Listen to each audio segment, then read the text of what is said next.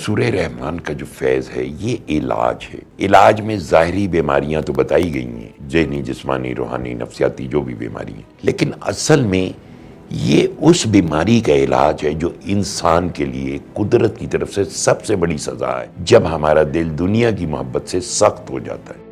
سورہ رحمان کو سننے کو بولے تو وہ کہتے ہیں ہم صبح ناشتہ بناتے ہوئے بیک گراؤنڈ میں لگا لیتے ہیں. قرآن پاک جو ہے یہ صرف بیک گراؤنڈ میوزک کے طور پر نہیں لیا جاتا، یہ اللہ کا کلام ہے، یاد رکھو. دیکھیں قرآن کا ایک ادب ہے، قرآن پاک میں ہے جب ہمارا کلام پڑھا جائے تو اس کو خاموشی اور توجہ سے سنو تاکہ تم پر رحم کیا جائے. تو قلندر پاک رحمۃ اللہ علیہ کا جو فیض ہے اس میں یہ دونوں شرائط موجود ہیں. تو دیکھیں یہ روح کی غذا ہے، جسم کی غذا نہیں. جب فوکس ہی نہیں ہوں گے تو روح کو غذا کیسے ملے گی؟ جب بھی میں نے کسی کو سورہ رحمان کا میسج دیا ہے بغیر کسی غرض کے دیا ہے، اس چیز نے میرے اندر بہت پازیٹیو چینجز لائے. جس وقت ہم پیغام دیتے ہیں محبت سے، پیار سے، یہی تو سارا سب سے بڑا ہے زبردست. چونکہ یہ اتنا آسان بھی نہیں ہے کہ آپ کو زج کرنے والے بہت سارے ملیں گے، لیکن اس کا یہ مطلب نہیں ہے کہ ان کی اریٹیشن سے آپ کو اریٹیشن شروع ہو، بلکہ وہ جو کریکٹر والی بات ہے، کریکٹر بلڈنگ والی، وہ آپ کو اپنے فوکس میں رہنا ہے. قرآن کردار سازی کرتا ہے اس میں، دیر از نو ڈاؤٹ ان اٹ. وہ قلندر پاک فرمایا کرتے تھے تمام بدبختیوں اور نحوستوں کو جلاتا ہے قرآن پاک. اگر کوئی شخص سورہ رحمان سن لیتا ہے اس کے تقریباً سارے مسائل حل ہو گئے ہیں، مگر کوئی ایک مسئلہ، وہ کوئی بیماری ہو سکتی ہے، کوئی ایسی الجھن ہو سکتی ہے، وہ اس کی حل نہیں ہوتی اور وہ اس میں پھنسا رہتا ہے. قلندر پاک فرمایا کرتے تھے کہ زندگی میں ٹک پوچھ لگی رہنی چاہیے ورنہ بندہ فرعون ہو جاتا ہے. دیکھیں رکاوٹ بھی تو بن جانے والا ہے، اور اگر بیماری ہے تو وہ تو ہے ہی رحمت. لیکن سب سے پہلی بات سورہ رحمان سنیے، آپ کے سارے مسائل حل ہو گئے. قرآن کائنات کا سب سے بڑا سچ ہے، اور یہی نجات ہے، یہی رحمت ہے، یہی فضل ہے. اب رہ گیا ایک مسئلہ ہو سکتا ہے وہمی ہو. جب ہم سورہ رحمان پھیلانے لگتے پہلے انسان دیکھتا ہوں، اس کی بات سنتا ہوں، اور پھر ایک اندازہ لگاتا ہوں کہ نہیں یار یہ میری بات سنے گا یا نہیں سنے گا، یار یہ تو مجھے ایسا لگ رہا ہے یہ ضرور اس میں کوئی نہ کوئی مسئلہ نکالے گا. اور اسی سوچ کے اندر میں ہوتا ہوں کہ وہ وقت نکل جاتا ہے.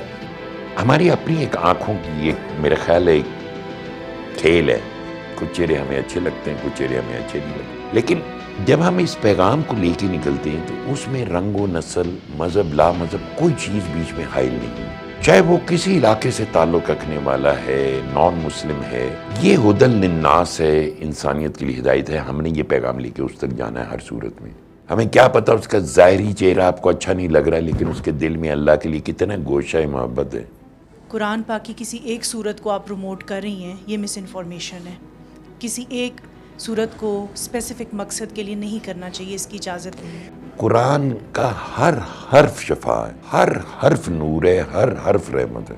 کیا نبی محترم صلی اللہ علیہ وسلم نے اس سورہ رحمان کو زینت القرآن نہیں کہا؟ نبی علیہ الصلوۃ والتسلیم ایک جب صحابہ کی جماعت میں تھے تو سورہ رحمان پڑھی جا رہی تھی، صحابی پڑھے تھے تو نبی پاک صلی اللہ علیہ وسلم نے فرمایا کہ جب فَبِأَيِّ آلَاءِ رَبِّكُمَا تُكَذِّبَانِ آتی تھی وہ آیت تو تمام جنات کی آواز آتی تھی، اے اللہ ہم تیری کسی نعمت کو نہیں جھٹلا سکتے. یہ بہت بڑا انعام ہے سورہ رحمان. پورا قرآن ایک فضل ہے، کرم ہے. ایک فقیر آیا، اس نے ایک تحفہ دیتا ہے، انہوں قبول کر لو، پھر کل نو کوئی اور آ جائے گا، کچھ اور تحفہ لائے گا. پورا قرآن ہی تحفہ ہے. اگر ڈپریشن ہو گیا، انگزائٹی ہوگی، پینک اٹیک ہو گئے، کوئی بھی ایسی چیز ہے، اس کا بیسک جو کرکس ہے دیٹ از نیگیٹو تھنکنگ ہے، منفی سوچ.